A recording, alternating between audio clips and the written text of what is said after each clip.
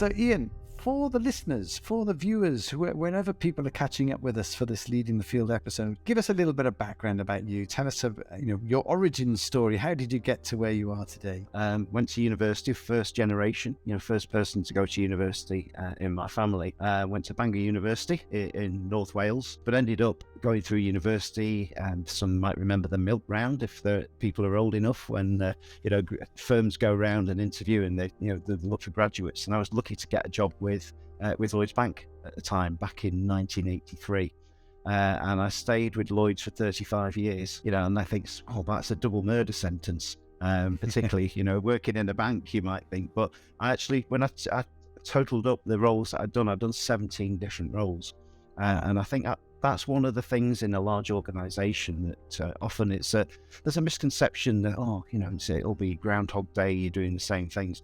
I've had a fantastic career in the bank. I started off working in branches, and in the end, I was leading a team of trainers, part of a big change and development. So the commercial banking part of Lloyds was transforming the way it did business. I was involved in the training and developing the training for our colleagues. And in that, it's not just a matter of how they change their job, but in some cases they felt really threatened because they wouldn't have that initial interaction. It would all be done on internet, as would be said. So that was it. 35 years doing that. I had an opportunity, just through family personal reasons, I had to take some unpaid leave just to help out my father-in-law, who was really ill. And during that time, I was approached by Manchester Metropolitan University. There was a job going, and it really meant, because I was travelling London, Edinburgh, I worked in the States for a short while. I was travelling extensively, so I was away from home a lot with Lloyds.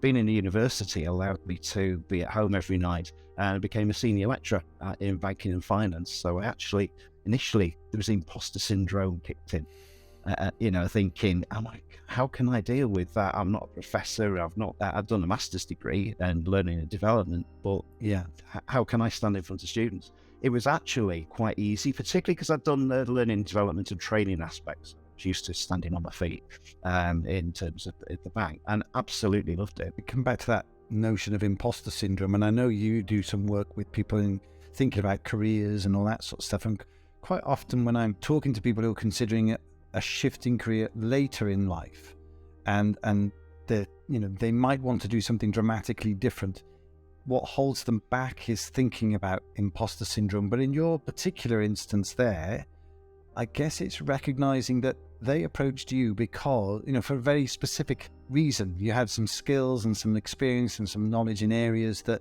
they felt would be valuable in their space. And so it's like, that can probably, help you move through that thought process of imposter syndrome. Yeah, I think so. I was approached by a colleague who worked at the university as a senior lecturer who had worked in Lloyds, and knew of me, and I suppose knew of the capabilities that I had within the organisation. So that helped, and then I had to go through the interview process with the dean and the panel and all of that, but that went great, and I thought at that stage, having sort of left Lloyds and then went to the university, even so at that stage I thought, really? Actually, no, it's not colleagues in the organisation. This is 18-year-old first year, and talking about the organisation, and also picking up things such as ethics that, hopefully I've operated in an ethical manner in my career, but I had to then learn the theory and then be convincing about the theory. So that was where some of the imposter syndrome came in, thinking, I am not a professor of ethics or anything like that, but simply what I had to rest on was that I'd been doing the job. So whenever you got to a situation of, you think, well, actually, I always had a story to be able to back up the theory, if you like, just based on the experience. How long was that transition? How many, did you have a big gap between finishing one job and starting another? No, about 6 months. I took 6 months unpaid leave just to help with, with the family and so on. And obviously, having had a little bit of a sense, I'd been at the university to have a look round and get a feel for it, and it felt comfortable. It felt the right thing to do. Having 35 years for the same organisation, there's a pension that goes with that as well. But to make the leap and cut off from that almost sort of emphasised the imposter syndrome. Am I going to be worthy of it? But it was a great thing, mainly from the family's perspective, because it meant I could be home every night, which was the key aim at the time. But thoroughly enjoyed the job. Yeah, and I know you've now started off in your own business, and we'll come back to that after the break. But I just wanted to weave in a little bit about your new understanding of the GC index, which we've gone through recently, where it emerged that you've got tons and tons of energy for implementer, getting things done, making things happen. In fact, you scored a 10 out of 10 on implementer, backed up by strategists. So purely pragmatic in approach, according to the numbers. So maybe you could share a little bit about how that came to life, if you like, throughout your career. Where were you most comfortable? Where did you add the most value, do you believe, from your perspective, thinking about those particular energies of implementer and strategist? Yeah, and I think the energies, there's massive positives in that. When I saw the scores, it was me all over. It was absolutely the case. And I think just leading into that, in doing the questionnaire, which didn't take that long, it was most important thing was not to overthink it. It's just to what's your reaction, and that was something that I did, and that certainly played into the scores. It was interesting because in probably 2/3 of my career, thinking about the Lloyd's career that I've had, I've been in a line management situation, probably 3/4 of it actually. So you can think, okay, you need to be more of a leader. You are managing a team, but in terms of what was doing, the bank overall has strategy. There's always a medium-term plan.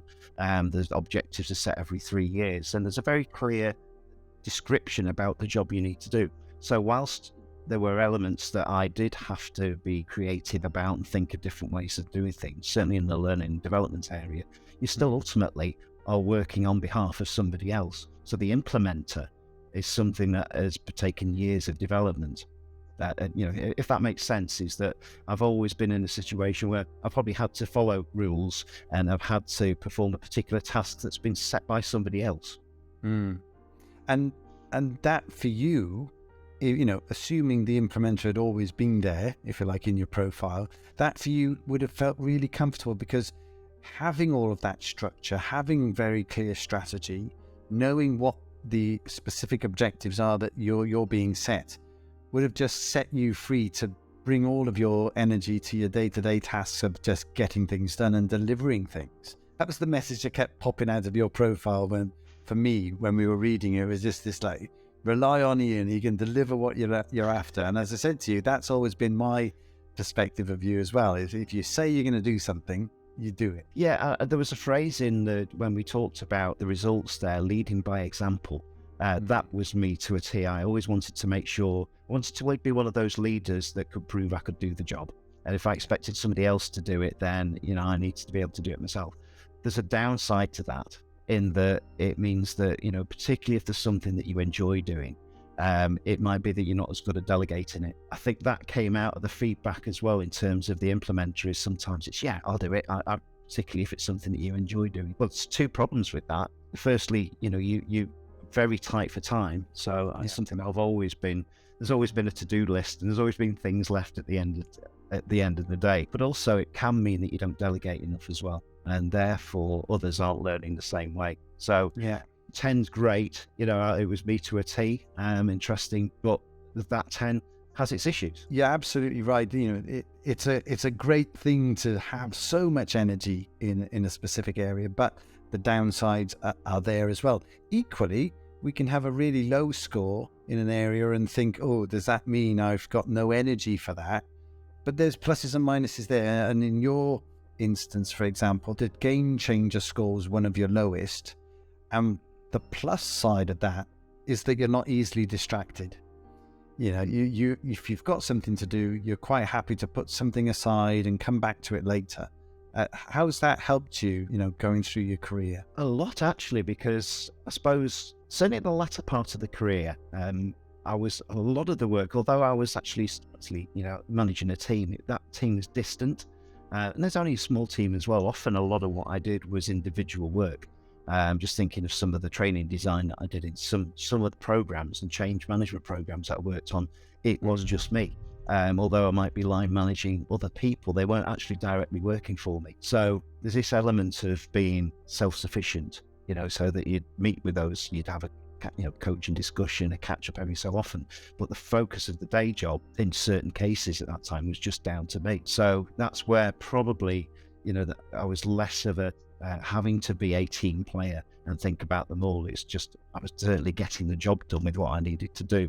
And I think that was more relevant in the latter part of my career.